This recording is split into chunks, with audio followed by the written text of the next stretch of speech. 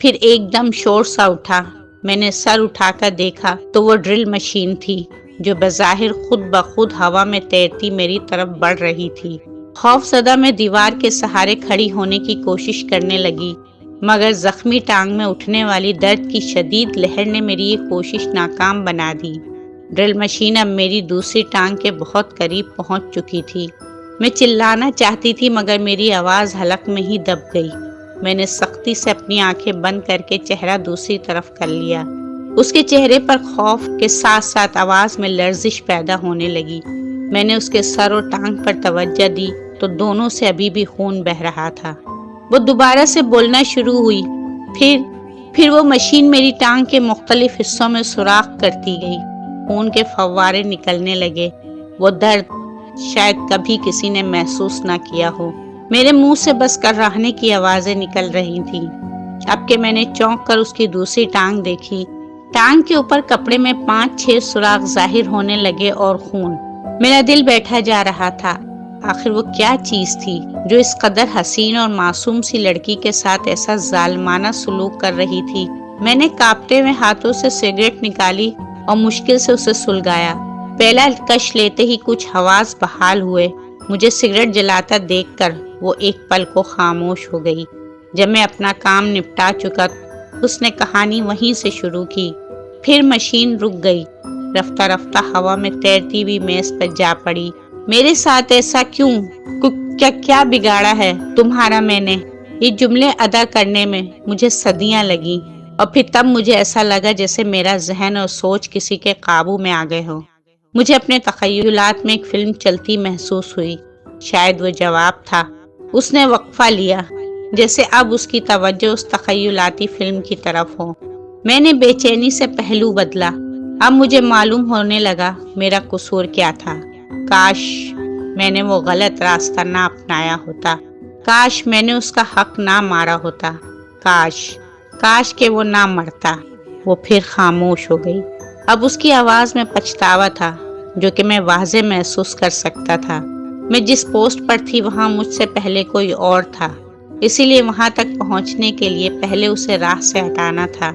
میں ایک امیر کبیر گھرانے سے تعلق رکھتی تھی، اس لیے ایسا کرنا میرے لیے چندہ مشکل نہ تھا۔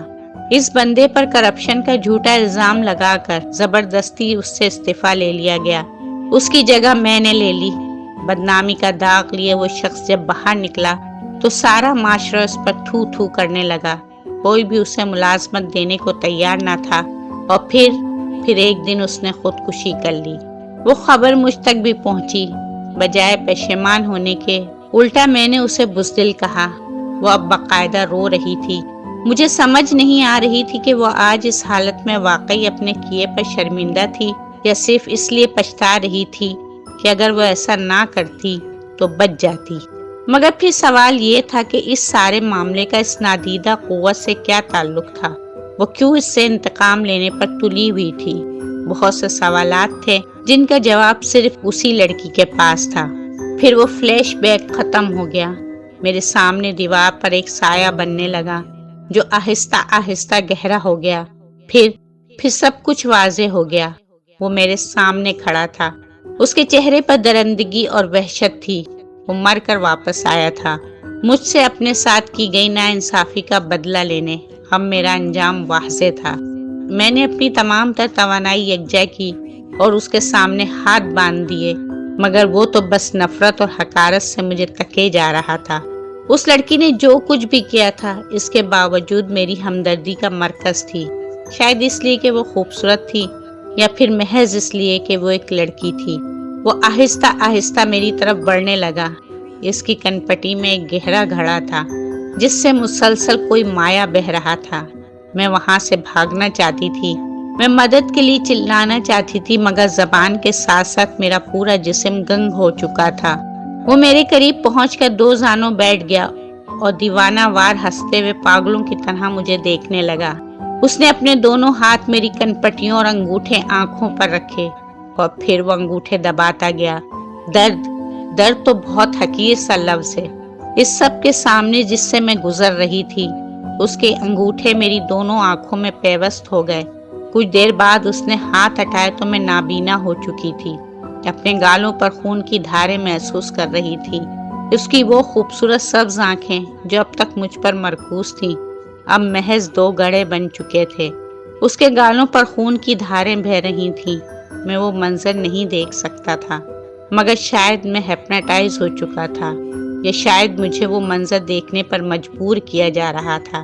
اب ہر طرف اندھیرا ہی اندھیرا تھا۔ اسی وقت میرے کانوں میں ایک بھاری بھرکم آواز پڑی، مہرین میڈم، تم نے فطرت کی تذلیل کی ہے۔ فطرت خوبصورت ہے، تم نے اسے بدصورت بنانے کی کوشش کی، مگر قانون فطرت ہے کہ جو بھی اس کی خوبصورتی کو بگاڑنے کی کوشش کرتا ہے، فطرت اسے نہیں بخشتی۔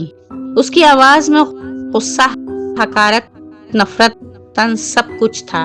تب مجھے اپنی گردن پہ 2 طاقتور ہاتھوں کا بوجھ محسوس ہوا۔ وہ ہاتھ میری گردن پر اپنا گہرا تنگ کرتے جا رہے تھے اور میری سانسیں رکتی جاتی، اور پھر میں مر گئی۔ اس کے آخری الفاظ جیسے میرے دل و دماغ پر ہتھوڑے بن کر برسے۔ میرے سامنے بولتی ہوئی لڑکی نہیں، بلکہ ایک مردہ جسم تھا۔ وہ جسم زمین بوس ہو چکا تھا۔ میرے ہاتھ پاؤں پھولنے لگے، میرا وہم و گمان سب جواب دینے لگا۔ یہ سب کیا تھا؟ مجھے اپنے حواس پر شبہ ہونے لگا۔ کہیں میں خواب تو نہیں دیکھ رہا؟ نہیں، یہ خواب نہ تھا۔ وہ لڑکی، اس کی کہانی، اور اب اس کا مردہ جسم، سب حقیقت تھا۔ ایک بار پھر بادل گرج رہے تھے، بجلی شدت سے چمک رہی تھی، مگر سب سے زیادہ حیرت کی بات یہ تھی کہ وقت رک چکا تھا، جیسے یہ رات ہمیشہ یوں ہی رہنی ہو۔ تب مجھے ایسے محسوس ہوا جیسے میرا ہاتھ خود بخود واپس کتاب کی طرف بڑھ رہا ہو۔ میں نے کسی انجانی طاقت کے زیر اثر وہ کتاب دوبارہ اٹھائی۔ میرے سامنے دوسری کہانی کھلی پڑی تھی۔ میری نظر عنوان پر پڑی، گورکن۔ میں نے نہ چاہتے ہوئے بھی کہانی پڑھنا شروع کی۔ میرا نام کبیر ہے، ایک بھاری بھرکم آواز میرے کانوں میں پڑی۔ میں نے چونک کر کرسی کی طرف دیکھا۔ اب کہ اس لڑکی کی جگہ پر سفید لباس میں ملبوس ایک عام سی شکل و صورت کا ادھیڑ عمر شخص بیٹھا تھا۔ بظاہر وہ ایک مہذب انسان لگتا تھا۔ وہ بھی بغیر پلکیں جھپکائے مجھے ہی دیکھے جا رہا تھا۔ میں ایک نامی گرامی تاجر تھا۔ اس رات میں اپنے کام کے سلسلے میں کہیں دور گیا ہوا تھا۔ کام مکمل ہوتے ہوتے شام ہو چکی تھی۔ جلدی واپس پہنچنے کے لیے میں نے مختصر راستے کا انتخاب کیا۔ لوگ وہ راستہ لیتے ہوئے ڈرتے تھے کیونکہ راستہ ویران تھا اور درمیان میں کئی 100 سال پرانا قبرستان پڑتا تھا، مگر مجھے ان مافوق الفطرت باتوں پر یقین نہ تھا۔ میں تو بس جلد ہی گھر پہنچنا چاہتا تھا۔ جوں میں آگے بڑھتا جا رہا تھا، شام کے سائے گہرے ہوتے جاتے تھے۔ جب میں آبادی سے نکل کر سنسان جگہ پر پہنچا تو رات کا اندھیرا چھا چکا تھا۔ دور دور تک سوائے چند ایک درختوں اور ویران میدان کے سوا کچھ نہ تھا، حتیٰ کہ ٹریفک بھی بالکل نہ تھا، مگر میں اپنی ہی دھن میں بلا خوف و خطر آگے بڑھتا جا رہا تھا۔ وہ سڑک بھی کافی ٹوٹ پھوٹ کا شکار تھی۔ مجھے گاڑی کی رفتار درمیانی رکھنی پڑ رہی تھی۔ جب میں تقریباً آدھا سفر طے کر چکا تو یکدم آسمان پر گہرے بادل چھا گئے۔ قبرستان والی جگہ تک پہنچتے پہنچتے طوفانی بارش شروع ہو گئی۔ وہ چند لمحوں کے لیے خاموش ہوا، جیسے کچھ سوچ رہا ہو۔ چند ہی لمحوں میں ہر طرف پانی ہی پانی تھا۔ تب تک میں قبرستان کے درمیان داخل ہو چکا تھا۔ سڑک اب کچی تھی۔